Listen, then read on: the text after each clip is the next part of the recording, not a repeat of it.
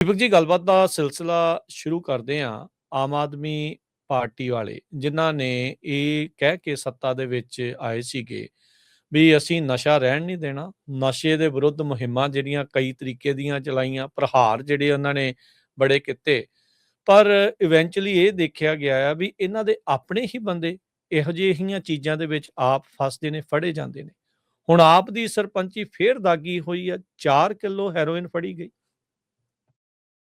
ਬਿਲਕੁਲ ਜੀ, ਕੱਲ ਦੀ ਇਹ ਖਬਰ ਪੰਜਾਬ 'ਚ ਕਾਫੀ ਤਰਥੱਲੀ ਮਚਾ ਰਹੀ ਆ ਕਿ ਜੀ ਆਮ ਆਦਮੀ ਪਾਰਟੀ ਦੇ ਨਾਲ ਸੰਬੰਧਿਤ ਇੱਕ ਸਰਪੰਚ ਕੋਲੋਂ ਜੀ 4 ਕਿਲੋ ਹੈਰੋਇਨ ਫੜੀ ਗਈ। ਵੈਸੇ ਤਾਂ ਜਿਹੜਾ ਮਤਲਬ ਕਿਹਾ ਜਾ ਰਿਹਾ ਕਿ ਸਕਾਰਪੀਓ ਗੱਡੀ ਸੀ, ਉਹਦੇ ਵਿੱਚ 3 ਜਣੇ ਸੀ, ਜਿਹਦੇ ਵਿੱਚ ਮੁੱਖ ਆਰੋਪੀ ਲਵਪ੍ਰੀਤ ਸਿੰਘ ਦਾ ਨਾਮ ਆ ਰਿਹਾ ਕਿ ਲਵਪ੍ਰੀਤ ਸਿੰਘ ਸੀਗਾ ਤੇ ਪੁਲਿਸ ਨੂੰ ਸੂਚਨਾ ਮਿਲ ਗਈ ਸੀ ਕਿ ਕੋਈ ਸਕਾਰਪੀਓ ਗੱਡੀ 'ਚ ਮਾਲ ਆ ਰਿਹਾ ਜੀ। ਉਹਨਾਂ ਨੇ ਨਾਕਾ ਲਾ ਲਿਆ ਜੀ, ਕਹਿੰਦੇ ਕਿ ਗੱਡੀ ਕੱਥੂ ਨੰਗਲ ਕੰਨੀ ਨੂੰ ਜਾਣੀ ਹੈ ਜੀ। ਤੇ ਉਹ ਨਾਕੇ ਤੇ ਕਹਿੰਦੇ ਨਾਕਾ ਤੋੜ ਕੇ ਜਦੋਂ ਭੱਜ ਰਹੇ ਤੇ ਪੁਲਿਸ ਨੇ 9 ਕਿਲੋਮੀਟਰ ਪਿੱਛਾ ਕਰਕੇ ਫੜ ਲਿਆ। ਹਥਿਆਰ ਵੀ ਮਿਲੇ ਨੇ ਜੀ, ਕੁਝ ਗੈਰ ਕਾਨੂੰਨੀ, ਤੇ 4 ਕਿਲੋ 300 ਗ੍ਰਾਮ ਦੇ ਕਰੀਬ ਹੈਰੋਇਨ ਬਰਾਮਦ ਕਰਨ ਦਾ ਦਮ ਭਰਿਆ ਗਿਆ। ਹੁਣ ਪਹਿਲੀ ਗੱਲ ਤਾਂ ਇਹ ਹੈ ਕਿ ਇਹ ਸਰਪੰਚ ਆਪ ਹੈ ਨੀਗਾ, ਘਰੇ ਗਾਂ ਤੋਂ ਗਾਂ ਚਾਚੀ ਕੋਈ ਸਰਪੰਚ ਆ, ਉਹਦੇ ਨਾਂ ਤੇ ਸਰਪੰਚੀ ਚੱਕੀ ਫਿਰਦਾ। ਤੇ ਮਤਲਬ ਇਹ ਇੱਕ ਤਰੀਕਾਕਾਰ ਹੈ ਕਿ ਸਾਰਾ ਟੱਬਰ ਫਿਰ ਸਰਪੰਚ ਬਣਿਆ ਹੋਇਆ ਹੈ ਨਾ। ਦੂਸਰਾ, ਇਹਦਾ ਪਿਓ ਪੁਲਿਸ 'ਚ ਹੈ, ਠੀਕ ਹੈ, ਸਬ ਇੰਸਪੈਕਟਰ ਹੈ ਇਹਦਾ ਪਿਓ ਲਵਪ੍ਰੀਤ ਸਿੰਘ ਦਾ। ਸੋ ਉਹ ਵੀ ਕਿਹਾ ਜਾ ਰਿਹਾ ਕਿ ਇੱਕ ਇਹ ਵੀ ਕਨੈਕਸ਼ਨ ਵੀ ਬਾਅਦ 'ਚ ਦਾ ਵਿਸ਼ਾ ਹੈ।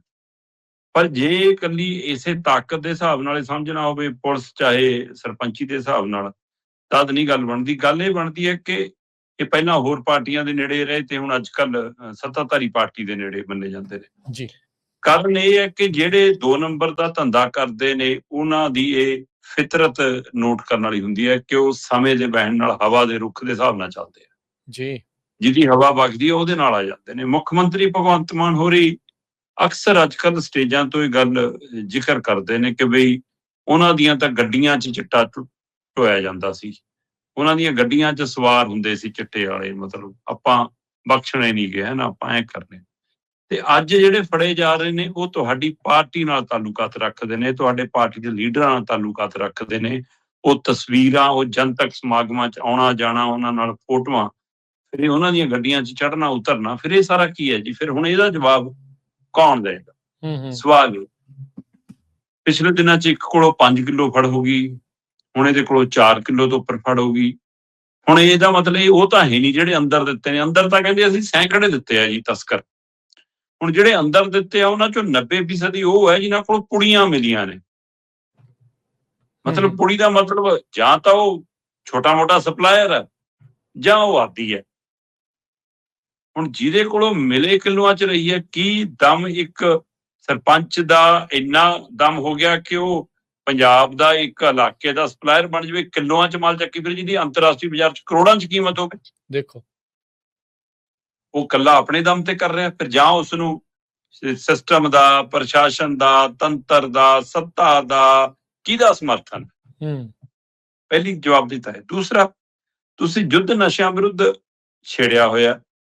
ਪਹਿਲਾਂ ਜਿਹੜੇ ਬੰਦੇ ਕੋਲੋਂ 5 ਕਿਲੋ ਫੜ ਹੁੰਦੀ ਆ ਉਹ ਆਮ ਆਦਮੀ ਪਾਰਟੀ ਦਾ ਲੀਡਰ ਹੀ ਨਹੀਂ ਸੀ, ਜਿਹੜੀ ਨਸ਼ਾ ਵਿਰੋਧੀ ਮੁਹਿੰਮ ਆ ਉਹਦਾ ਮੁਖੀ ਸੀ ਉਸ ਖੇਤਰ ਦਾ। ਦੇਖੋ, ਤੇ ਫਿਰ ਜੇ ਉਹੀ ਸਪਲਾਇਰ ਨੇ ਫਿਰ ਤਾਂ ਰੋਕਣਾ ਕੰਮ ਔਖਾ ਹੈ ਜੀ। ਤੇ ਹੁਣ ਆਹ ਕੜੀ ਫਿਰ ਜੁੜਦੀ ਹੈ ਕਿ ਜਿਹੜੀ ਪੁਲਿਸ ਨੂੰ ਤੁਸੀਂ ਕਹਿੰਦੇ ਹੋ ਕਿ ਭਾਈ ਤੁਸੀਂ ਨਸ਼ੇ ਵਾਲੇ ਫੜਨੇ ਆ ਜੀ, ਉਹਨਾਂ ਦੇ ਘਰ 'ਚ ਉਹਨਾਂ ਦੇ ਮੁੰਡੇ ਧੰਦਾ ਕਰਦੇ ਨੇ। ਕੀ ਅਣਜਾਣ ਹੈ ਪੁਲਿਸ ਇੰਨੀ? ਉਹਨਾਂ ਦੀ ਇੰਨੀ ਜਾਣਕਾਰੀ ਕਮਜ਼ੋਰ ਹੈ ਜਾਂ ਉਹਨਾਂ ਦੀਆਂ ਫੀਤੀਆਂ ਦੇ ਸਹਾਰੇ ਹੀ ਇਹ ਧੰਦਾ ਚੱਲਦਾ? ਤੇ ਦੂਸਰਾ, ਸਿਸਟਮ ਸਰਕਾਰ। ਸੋ 2 ਪਹਿਲੂ। ਉਹ ਇਹ ਗੋਲ ਹੈ ਜਨਾਬ। ਇਹ ਇਕੱਲੀ ਸਕਾਰਪੀਓ ਇੱਕ ਫੜ ਕੇ 2 ਫੜ ਕੇ ਜਾਂ ਕਿਲੋਆਂ 'ਚ ਫੜ ਕੇ ਨਹੀਂ ਮਸਲਾ ਹੱਲ ਹੋਣਾ। ਮਸਲਾ ਤਾਂ ਇਹ ਹੈ ਕਿ ਇਹ ਚੇਨ ਕਿਵੇਂ ਟੁੱਟਣੀ ਹੈ ਤੇ ਉਸ ਚੇਨ ਨੂੰ ਤੋੜਨ ਦਾ ਸਭ ਤੋਂ ਵੱਡਾ ਸਵਾਲ ਜਿਹਦੇ ਤੇ ਆਉਂਦਾ ਉਹਨੂੰ ਨਾ ਪੁੱਛਿਆ ਜਾਂਦਾ ਨਾ ਜਵਾਬ ਉੱਥੋਂ ਲਿਆ ਜਾਂਦਾ। ਪਹਿਲੂ ਇਹ ਆ ਕਿ ਹੈਰੋਇਨ ਕਿਸੇ ਦੇ ਨਾ ਤਾਂ ਬਗੀਚੇ ਚ ਉੱਗਦੀ ਆ, ਨਾ ਬਾਗ ਚ ਉੱਗਦੀ ਆ, ਨਾ ਖੇਤ ਚ ਉੱਗਦੀ ਆ। ਇਹ ਪੰਜਾਬ 'ਚ ਤਾਂ ਪੈਦਾ ਨਹੀਂ ਹੋ ਰਹੀ। ਸਹੀ ਸਮੇਂ ਦੀਆਂ ਸਰਕਾਰਾਂ, ਸਮੇਂ ਦੇ ਲੀਡਰ, ਮੌਜੂਦਾ ਮੁੱਖ ਮੰਤਰੀ, ਪ੍ਰਸ਼ਾਸਨ, ਤੰਤਰ ਜੰਤਰ ਸਭ ਇਹ ਕਹਿੰਦੇ ਜੀ ਸਰਹੱਦ ਪਾਰ ਤੋਂ ਆਉਂਦੀ ਹੈ। ਕਿਹੜੀ ਸਰਹੱਦ? ਜਿਹੜੀ ਪੰਜਾਬ ਨਾਲ ਲੱਗਦੀ ਹੈ ਜਾਂ ਜਿਹੜੀ ਗੁਜਰਾਤ ਨਾਲ ਲੱਗਦੀ ਹੈ? ਸਵਾਲ ਤਾਂ ਇਹ ਪੰਜਾਬ ਦੇ ਵਿੱਚੋਂ ਜਦੋਂ ਇਹ ਆਵਾਜ਼ ਉੱਠਦੀ ਹੈ ਕਿ ਬਾਰਡਰ ਖੋਲੋ ਜੀ, ਸਾਡੇ ਵਪਾਰ ਦੇ ਲਈ ਬਹੁਤ ਜ਼ਰੂਰੀ ਆ, ਪੰਜਾਬ ਨੂੰ ਆਰਥਿਕ ਪੈਰਾਂ ਸਿਰ ਕਰਨ ਦੇ ਲਈ ਬਹੁਤ ਜ਼ਰੂਰੀ ਆ, ਤਦ ਕਹਿੰਦੇ ਨਾ ਜੀ ਇਸ ਰਸਤੇ ਦਾ ਵਪਾਰ ਹੋ ਨਹੀਂ ਸਕਦਾ, ਉਧਰੋਂ ਹਥਿਆਰ ਆਉਂਦੇ ਜੀ, ਹੈਰੋਇਨ ਆਉਂਦੀ ਹੈ ਜੀ। ਵੀ ਜਦੋਂ ਵਪਾਰ ਬੰਦ ਆ ਫਿਰ ਹੈਰੋਇਨ ਹਥਿਆਰ ਕਿੱਥੋਂ ਆ ਰਹੇ ਨੇ? ਜੇ ਤੁਸੀਂ ਇਹ ਕਹਿੰਦੇ ਹੋ ਕਿ ਉਹਦੇ ਕਾਰਨ ਹਥਿਆਰ ਆਉਂਦੇ ਨੇ ਤਾਂ ਫਿਰ ਉਹ ਤਾਂ ਤੁਸੀਂ ਬੰਦ ਕੀਤਾ ਹੋਇਆ ਪੰਜਾਬ ਵਾਲੇ ਪਾਸਿਓਂ। ਤਾਂ ਸਹੀ ਗੱਲ, 50 ਕਿਲੋਮੀਟਰ ਫਿਰ ਤੱਕ ਤਾਂ ਹਥਿਆਰ ਇਹਨਾਂ ਕੋਲ ਆ। ਜੀ ਤੇ sorry। ਜਿੱਥੋਂ ਤੁਹਾਡਾ ਵਪਾਰ ਚੱਲਦਾ ਮੁਦਰਾ ਪੋਰਟ, ਉੱਥੇ ਦੁਨੀਆ ਦੀ ਸਭ ਤੋਂ ਵੱਡੀ ਖੇਪ ਫੜ ਹੋਈ ਸੀ। ਸਹੀ ਗੱਲ, ਫੜ ਹੋਈ ਇਹਦਾ ਮਤਲਬ ਕਿੰਨੀ ਲੰਘੀ ਹੋਣੀ ਤੇ ਜਾਂ ਕਿੰਨੀ ਲੰਘਦੀ ਹੋਣੀ। ਉੱਥੇ ਕਦੇ ਵਪਾਰ ਕਿਉਂ ਨਹੀਂ ਰੋਕਿਆ ਜੀ? ਇਹ ਤੋਂ ਬਾਅਦ ਉੱਥੇ ਕਾਰਵਾਈ ਕਿਉਂ ਨਹੀਂ? ਤੇ ਦੂਸਰਾ, ਜੇ ਪੰਜਾਬ ਵਾਲੀ ਹੱਦ ਪਾਰ ਤੋਂ ਆ ਰਿਹਾ ਕੁਛ, ਚਾਹੇ ਉਹ ਹਥਿਆਰ ਆਉਂਦਾ, ਚਾਹੇ ਹੈਰੋਇਨ ਆਉਂਦੀ ਹੈ, ਚਾਹੇ ਡਰੋਨ ਆਉਂਦੇ ਆ, ਤੇ ਸਰਹੱਦ ਦੀ ਜ਼ਿੰਮੇਵਾਰੀ ਕਿਹਨੇ ਲਈ ਹੋਈ ਹੈ ਜੀ? ਨਾ ਜ਼ਿੰਮੇਵਾਰੀ ਸਰਹੱਦ ਦੀ ਭਗਵੰਤ ਮਾਨ ਦੀ ਹੈ, ਨਾ ਪੰਜਾਬ ਪੁਲਿਸ ਦੀ ਹੈ। ਜ਼ਿੰਮੇਵਾਰੀ ਅਮਿਤ ਸ਼ਾਹ ਦੀ ਹੈ, ਗ੍ਰਹਿ ਮੰਤਰੀ ਦੀ ਹੈ, ਕੇਂਦਰ ਸਰਕਾਰ ਦੀ ਹੈ, ਰਾਸ਼ਟਰਪਤੀ ਦੀ ਹੈ। ਉਹ ਜਵਾਬ ਦੇਣ। ਸਰਹੱਦਾਂ ਜਿਨ੍ਹਾਂ ਦੇ ਕੰਟਰੋਲ ਨੇ, BSF ਤੇ ਤੁਸੀਂ ਕੰਟਰੋਲ ਦਿੱਤਾ ਹੈ, ਤੇ ਫਿਰ ਜਵਾਬਦੇਹੀ ਕਿਹਨਾਂ ਦੀ ਹੈ? ਕੇਂਦਰ ਦੀ। 50 ਕਿਲੋਮੀਟਰ ਤੱਕ ਦਾ ਅੱਧਾ ਤੋਂ ਵੱਧ ਪੰਜਾਬ ਦਾ ਦਾਇਰਾ ਤੁਹਾਡੇ ਕੰਟਰੋਲ 'ਚ, ਜਵਾਬਦੇਹੀ ਕਿਹਦੀ ਹੈ? ਉਸ ਪਹਿਲੂ ਤੇ ਨਹੀਂ ਆ ਰਿਹਾ। ਸੋ ਅਹਿਮ ਸਵਾਲ ਇਹੀ ਹੈ ਕਿ ਜੇ ਉਹਨਾਂ ਦੇ ਕੰਟਰੋਲ 'ਚ ਹੈ ਤਾਂ ਸਾਡੇ ਵਾਲੇ ਕਿਉਂ ਨਹੀਂ ਪੁੱਛਦੇ ਕਿ ਪੰਜਾਬ 'ਚ ਆ ਕਿੱਥੋਂ ਰਹੀ ਹੈ? ਤੇ ਜੇ ਇੰਨੇ ਸੂਬੇ ਪਾਰ ਕਰਕੇ ਗੁਜਰਾਤ ਤੋਂ ਇੱਧਰ ਹੋ ਕੇ ਪਹੁੰਚ ਰਹੀ ਹੈ ਤੇ ਫਿਰ ਜ਼ਿੰਮੇਵਾਰ ਕੌਣ ਹੈ? ਸੋ ਜਨਾਬ, ਇਹ ਇਕੱਲੇ ਗੈਂਗਸਟਰਾਂ ਦਾ, ਡਰੱਗ ਸਪਲਾਇਰਾਂ ਦੀ ਚੇਨ ਨਹੀਂ, ਕਿਤੇ ਸਾਡੇ ਸਿਸਟਮ ਔਰ ਸਿਆਸਤ ਦੀ ਚੇਨ ਵੀ ਤਾਂ ਨਹੀਂ ਇਹਦੇ ਵਿੱਚ ਜੁੜੀ ਹੋਈ। ਇਹ ਤੋਂ ਮਨਫੀ ਕਰਕੇ ਤੁਸੀਂ ਇਹ ਧੰਦਾ ਨਹੀਂ ਚਲਾ ਸਕਦੇ। ਸੋ ਇਸ ਲਈ ਮੌਜੂਦਾ ਜਿਹੜਾ ਬੰਦਾ ਲਵਪ੍ਰੀਤ ਸਿੰਘ ਫੜ ਹੋਇਆ ਹੈ ਨਾ, ਇਹਦੇ ਨਾਲ 2 ਜਣੇ ਹੋਰ ਫੜ ਹੋਏ ਨੇ। ਲਵਪ੍ਰੀਤ ਦੀਆਂ ਆਮ ਆਦਮੀ ਪਾਰਟੀ ਦੀ ਸੱਤਾਧਾਰੀ ਧਿਰ ਦੇ ਬੜੇ ਬੜੇ ਲੀਡਰਾਂ ਨਾਲ ਤਸਵੀਰਾਂ ਨੇ ਜੀ। ਉਹ ਠੀਕ ਹੈ, ਅੱਜ ਦੇ ਦੌਰ 'ਚ ਤੁਸੀਂ ਕਹੋਗੇ ਤਸਵੀਰ ਖਿਚਾਉਣਾ ਕੋਈ ਔਖੀ ਗੱਲ ਨਹੀਂ ਜੀ, ਵਿਆਹ 'ਚ ਪ੍ਰੋਗਰਾਮ 'ਚ ਮਿਲੇ ਕੋਈ ਵੀ ਖੜ ਕੇ ਖਿਚਾ ਲੈਂਦਾ, ਤੁਹਾਡੇ ਸਾਡੇ ਨਾਲ ਵੀ ਕੋਈ ਖਿਚਾ ਜਾਵੇ ਕੱਲ ਨੂੰ।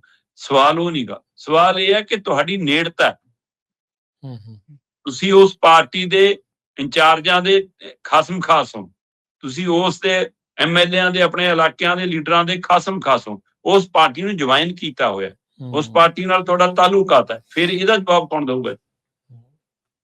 ਤੋ ਇਹ ਪੰਜਾਬ ਦੀ ਜੋ ਸਥਿਤੀ ਹੈ, ਇਹ ਇੱਕ ਘਟਨਾ ਦੇ ਹਵਾਲੇ ਨਾਲ ਪੂਰਾ ਦ੍ਰਿਸ਼ ਉਗੜ ਕੇ ਸਾਹਮਣੇ ਆ ਜਾਂਦਾ, ਔਰ ਕਿੰਨੀ ਵਾਰ ਇਹ ਦ੍ਰਿਸ਼ ਉਗੜ ਕੇ ਸਾਹਮਣੇ ਆਇਆ।